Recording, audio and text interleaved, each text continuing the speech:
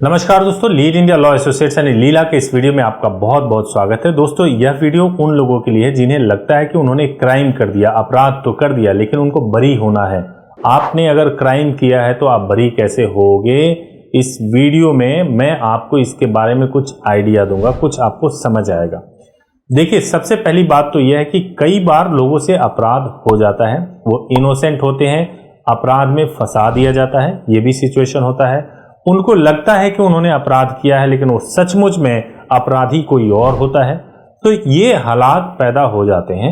या आपके साथ में ऐसा भी हो सकता है कि आपने कोई छोटा अपराध किया हो और आपको किसी बड़े अपराध में सजा मिल गई हो।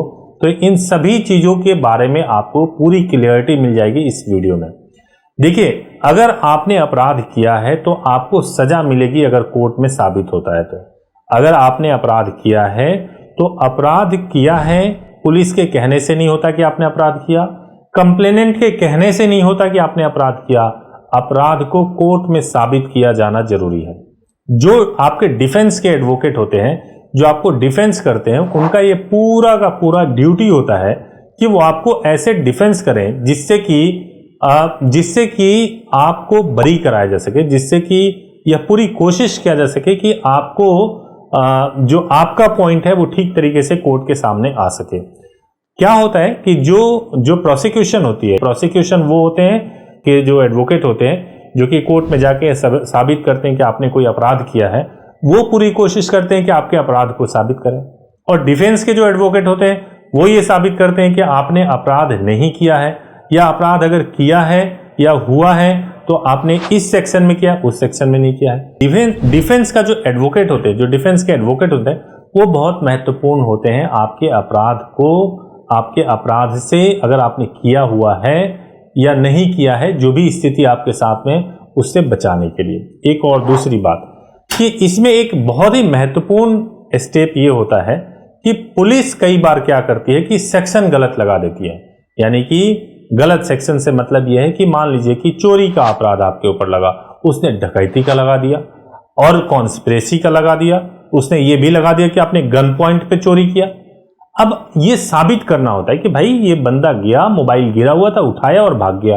अब इसी को कह रहे कि नहीं जी, गया था 4 लोगों के साथ में, 5 लोगों के साथ में, गन पॉइंट पे गन दिखाया, पॉकेट में उसको कुछ नहीं मिला, केवल मोबाइल मिला, मोबाइल लेके भाग गया।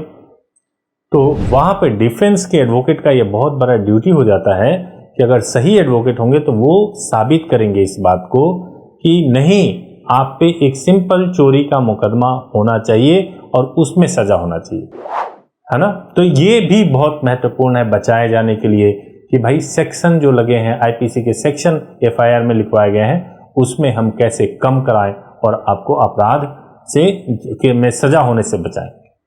एक और चीज है जो बहुत महत्वपूर्ण होती है कि अपराध किन परिस्थितियों में की गई, उस तरीके को अगर समझ के, उस तरीके को समझा जाए तो भी अपराध आपको बरी कराया जा सकता है और आपकी सजा को कम कराया जा सकता है। जैसे मैं आपको उदाहरण के तौर पे बताता हूं। कई बार जैसे मैंने एक केस किया था, उस केस के अंदर क्या हुआ कि भाई उसके ऊपर 302 का मुकदमा इसलिए लिखवा दिया गया, मर्डर का मुकदमा इसलिए, जो मर्डर किसी और ने किया उसके ऊपर केवल इसलिए लिखवा दिया गया क्योंकि उसके जमीन को हड़पा जा सके।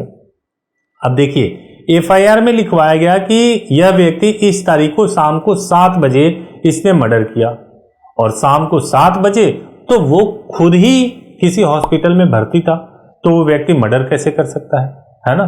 तो जो अपराध की परिस्थिति होती है, अगर उसको बारीकी से समझे, एफआईआर को बारीकी से समझे, एफआईआर के कंटेंट्स को बारीकी से समझे, तो भी हम सही तरीके से आपके केस की पैरवी करके आपको बचा सकते हैं और बचाया जा सकता है, आपको उस मुसीबत से निकाला जा सकता है। एक और जो बात है कि हो सकता है ऐसा कि आपको लग रहा हो कि आपने अपराध किया। जैसे मान लीजिए कि एक व्यक्ति आया, उसने आपसे कहा कि वो ऐसा कुछ करने वाला है और आपने उसमें हाँ ना कुछ नहीं बोला, और या उसने फोन पे आपसे बात कर लिया कि वो ऐसा कुछ करने वाला है और उसके अगले पल उसने जाके अपराध कर दिया कोई।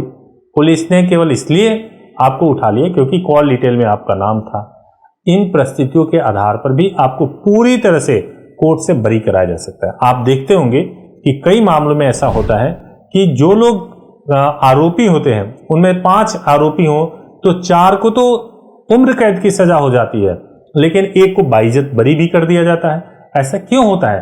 क्योंकि जिसको बाइज्जत बरी किया गया उसके केस के परिस्थिति को ठीक तरीके से कोर्ट में समझाया गया और उसके बाद से ही वो बरी हो सका।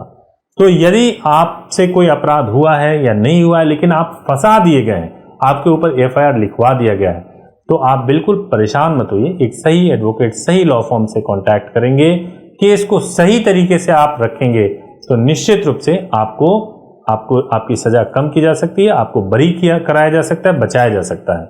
यदि आपको इस संदर्भ में कोई हेल्प चाहिए तो आप हमारे हेल्पलाइन नंबर 8800445555 पे मंडे टू सैटरडे सुबह 10 बजे से शाम को 6 बजे के बीच में कॉल करिए, हम आपकी पूरी सहायता करेंगे। बहुत बहुत धन्यवाद। अगर इस तरह का वीडियो और चाहिए तो आप जरूर चैनल को सब्सक्राइब कर लीजिए, बेल आइकन प्रेस कर दीजिए। आने वाले दिनों में आपको ऐसे वीडियोस मिलते रहेंगे। बहुत बहुत धन्यवाद।